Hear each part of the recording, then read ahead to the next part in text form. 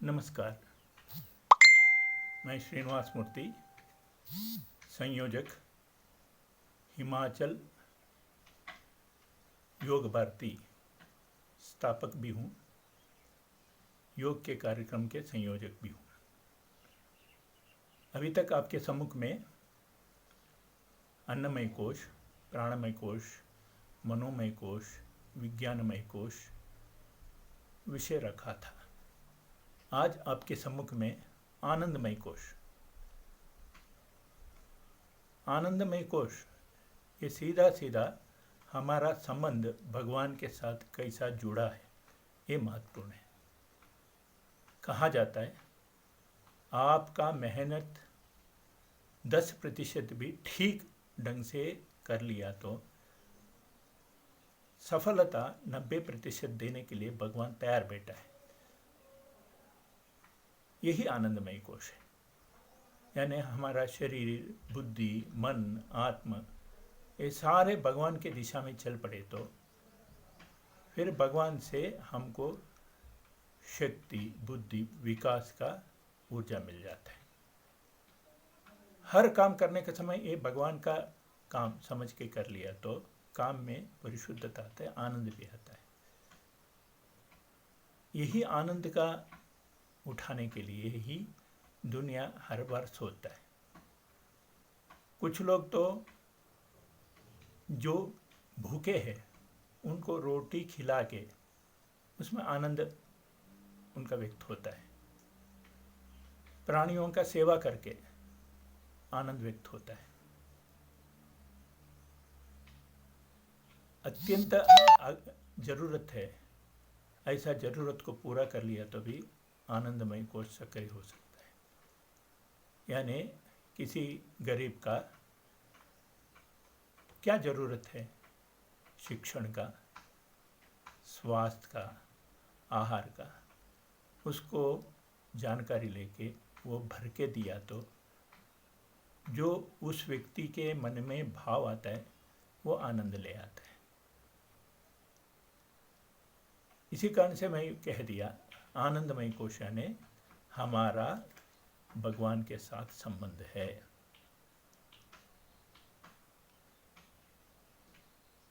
उसको दूसरा भाषा में भी कह सकते हैं भक्ति।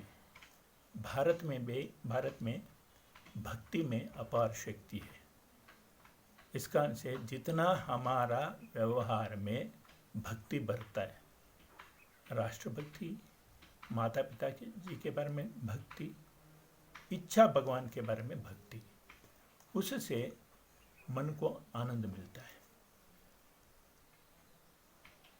आनंद तभी मिलता है उसमें हमारा कोई स्वार्थ नहीं चाहिए, पूरा परमार्थ चाहिए, यानी दूसरों का कष्ट दूर करे, फिर आनंद मिलता है।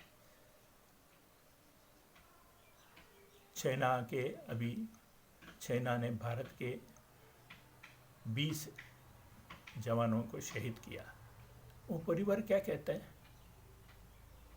दुख तो होता ही है, फिर भी वो अभिमान से सीना उठा के कहता है हमको हमारा बच्चे के ऊपर अभिमान है, क्योंकि राष्ट्र के लिए समर्पित हुआ है। ये है आनंद। सैनिक भी कुछ सैनिकों के बारे में सुनता है ना, आखिरी गोली तक लड़ते रहे, चोट लगा है और ऐसा ऐसा आघात होता है, फिर भी मन में एक भाव रहता है मैं देश के लिए कर रहा हूँ, धर्म के लिए कर रहा हूँ।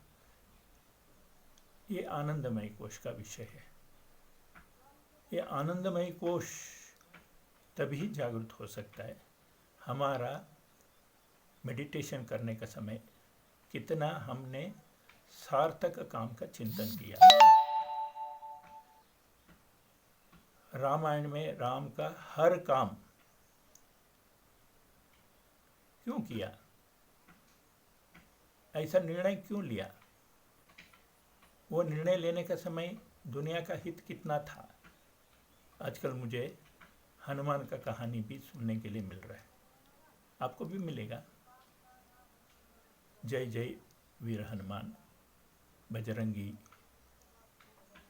उनके पूरा जीवन हर क्षण संकट मोचन हनुमान कहता है, उसमें उनका धन्यता उसी में है, आनंद वही है। अपना कुछ उनके इच्छा भी नहीं है, सिर्फ राम काम में या समाज सेवा काम में अपने आप को समर्पित कर देना, उससे जो आनंद मिलता है, हमारा पॉजिटिव एनर्जी बढ़ जाता है। कभी भी व्यवहार में, सोच विचार में हमने भगवान के विरुद्ध या समाज के विरुद्ध या किसी व्यक्ति के विरुद्ध या प्राणी के विरुद्ध कुछ ऐसा काम किया, उससे हमारा आनंद कम हो जाता है। इस कारण से हर काम करने का समय प्यार से करना, हर काम में अच्छाई ढूंढना। हमारा एक स्नेहित हर काम में अच्छाई ढूंढने का आदत बना के रखा था। किसी व्यक्ति की चर्चा करने के समय उनका नेगेटिव बात किया तो उन्होंने उनका पॉजिटिव बता देना। सुनने वाले को लगता था ये हर व्यक्ति का पॉजिटिव बोलता है, इस बार इनके मुंह से कोई ना कोई बुरा बात कहलाना चाहिए। दोस्त सारे चल रहे थे, रास्ता में एक कुत्ता मर के सड़ रहा था, बहुत बदबू, सारे नाक बंद किया। इस दोस्त से पूछ लिया, बोलो ये कुत्ता से क्या अच्छा नजर आ रहा है आपको? उन्होंने एक क्षण देखा, उन्होंने कहा इसका दांत अभी भी चमक रहा है। यानी उसमें जो पॉजिटिव है वो देखने का आदत रहे तो आनंद मिलता है। दुर्योधन युधिष्ठिर का कहानी आता है। दुर्योधन स्वभाव से अहंकारी रहा और सारे अपना मुताबिक चलाना चाहता था, अपना सुख ही परम सुख समझता था। इस कारण से उनको दुश्मन ज़्यादा बढ़ गया। स्वयं उनके माताजी भी उनको विजयी भव आशीर्वाद नहीं दिया, दीर्घायु का कामना किया, फिर भी विजय करने के लिए आशीर्वाद नहीं दी। कारण यही है क्योंकि हर समय नेगेटिव सोचना, नेगेटिव आचरण करना ये स्वभाव बन गया था। कृष्ण को भी वो समझ नहीं सके। वही युधिष्ठिर का काम क्या है? युधिष्ठिर ने हर बात में अच्छाई ढूंढना, इसी कारण से उनको उनकी में अच्छाई का संग्रह हो गया। जब दुर्योधन मरने के समय में पूछा जाता है, दुर्योधन ऐसा क्यों किया आपने, अच्छा को क्यों नहीं पकड़ा, अच्छा क्या है आपको समझ में नहीं आ रहा था क्या? दुर्योधन ने कहा मुझे अच्छा भी पता था, बुरा भी पता था। श्लोक बोलता है, जानामि धर्मम नचने प्रवृत्ति, जानामि अधर्मम नचने निवृत्ति। मतलब धर्म क्या है मुझे पता था, मैं उसको अनुसर कर नहीं सका। अधर्म क्या है मुझे पता था, मैं उसको छोड़ नहीं सका। यही आप भी दुखी रहेंगे, उनसे व्यवहार करने वाले भी दुखी रहते हैं। युधिष्ठिर का बारे में पूछता है, युधिष्ठिर ऐसा अच्छा कैसा हो गया? कहता है वो अच्छा काम को पटापट करता था, जो बुरा काम को वो पोस्टपोन करता था। इस कारण से, और दूसरा हर में अच्छा ही देखना, वो कभी भी दुर्योधन को दुर्योधन नहीं कहा, सुयोधन कहा। यही फर्क है। इस कारण से हर काम में आनंद लेना, हर काम में अच्छाई ढूंढना, हर व्यक्ति में अच्छाई ढूंढना, तो व्यक्तित्व चमक जाता है। और एक उदाहरण देता हूँ मैं। एक बड़ा म्यूजियम लगा था, बहुत चीज़ म्यूजियम में देखने के लिए मिलता था। एक बहुत आकर्षक था, यानी दो आईना आमने सामने रहा। बहुत लोगों ने आईना के बीच में देख के आनंद मनाते रहे। एक बार क्या हुआ, एक कुत्ता चले गया दोनों शीशा के सामने। सीधा चले जाए तो अच्छा था, कुत्ता ने शीशा के दिशा में देखा, उसको लगा एक गली मोहल्ला के सारे कुत्ता मेरे पीछे पड़े हैं। वो टक्कर लेना शुरू किया, भौंकना शुरू किया, बचाव हो जाए। फिर दूसरा दिशा में देखा, वहाँ भी यही हाल है। फिर तो जीने के लिए कुछ करना है, उसने टक्कर मारा। टक्कर मारते मारते उसका ऐसा चोट लगा वो मर गया। चलो कुत्ता है, इसका से किसी ने खींच के बाहर लगा दिया।